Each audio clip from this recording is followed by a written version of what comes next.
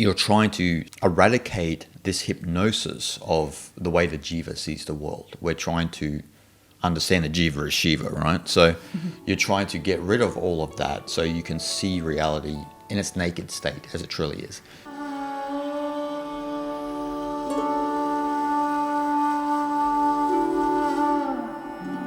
You want to see people as the Atman. This is like the heightened state, right? Like people will say, why did Nisargadatta Maharaj or Ramana Maharshi have such a love in their eyes in this sense? Because they saw people as the Atman. They didn't buy into the appearance of all of the crap they got going on in their life and the confusion they have, and even the body itself, right? Like it's, because as Joseph Campbell said, the body is just a vehicle for the one consciousness to express itself, basically. Yeah. But we get caught in the illusion, the play, the leela, and then we think Guyang's doing this and doing that, and gosh, it's like that when Alan Watts went to India and he was sitting with a guru, and there was someone mad was walking down the street, and he looked at Alan and said, "Shiva's coming on funny today, isn't it?" and Alan made a whole bit about that, like saying, "No, come off it, Shiva. Stop pretending you're this person here." Exactly. You know what I mean? Like so, but that's a good point, right? Shiva's coming on funny today. When you see it from this perspective of the self, you know, it is kind of funny, right? Like, because we could say that with anyone. Like, you know, people get so mad about things they see online, but you could probably say, well, Shiva's coming on pretty funny today, isn't it? There's a lot of variation. Oh, yeah. You know? That's pretty funny. Yeah.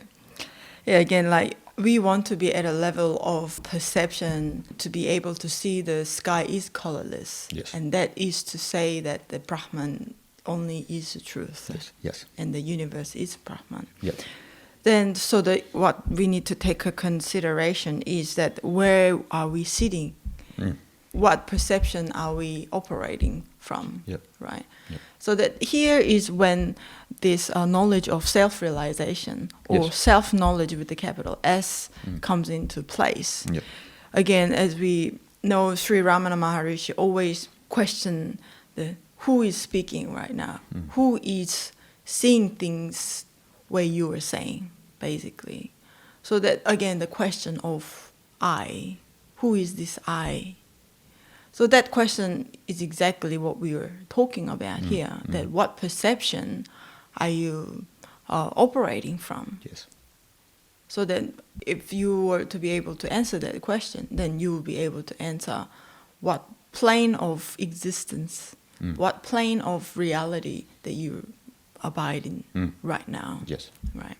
So yes, that the self-knowledge, again, going within, keep asking the question to your own self, and self-inquiry again. That comes to solve this problem, this quiz.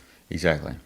Yeah. Are you seeing reality from the relative perspective, or are you seeing Brahman itself? Like, so are you seeing the world according to Jiva, or are you seeing it from? Do you abide as Atman? Yeah. And you see everything as you said, that's what self-knowledge is, right? The knowledge of Brahman itself. The knowledge that your Atman is identical with Brahman.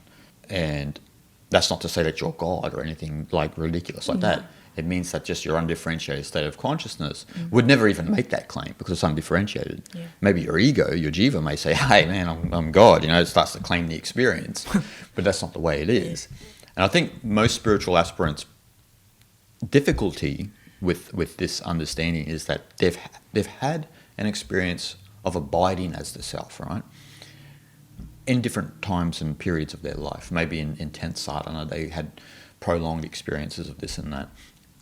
But then they went back into their ordinary life and the jiva has come back up and, you know, life is difficult, right? Like there's a lot of circumstances where we have to deal with people and at our workplaces and so forth. And then the jiva is on fire and then you forget, you know. And so Ramana would always talk about you have to always remember, smriti, right? You have to constantly remember, like, it's all well and good that your jiva is operating and this and that in the relative world. But if you've forgotten that it's all Brahman, then that's where the problems occur. And so Ramana would say that the thing is that the more you practice, the effort to abide in the Atman gets less and less. Some people will say, oh, but someone like him had permanent sort of abidance in the self, and why is it for some like this and not for others? And the different aptitude, it really is, right? Like someone has an aptitude for music or writing, and sometimes some people have an aptitude for self-realization. It's just that way. We can't say why. We can't say why. To say why, you'd have to be Brahman in its totality, and none of us are in this form, right? So, we are and we aren't. That's a contradictory sort of statement, but that's the problem a lot of people have. It's the same questions they always bring up, like about, we know it's non-dual, but I have a sense of feeling dual. My existence is dual. My interactions feel dualistic. They do, in the sense when you are fully of the belief that you're the jiva, right? But when you understand that this is a localization of the one consciousness, expressing itself and doing its thing, then those questions won't arise much anymore for you. Right. That is to say also, like what Zhuangzi would say, to be a genuine pretender. Exactly. Isn't it? Yeah.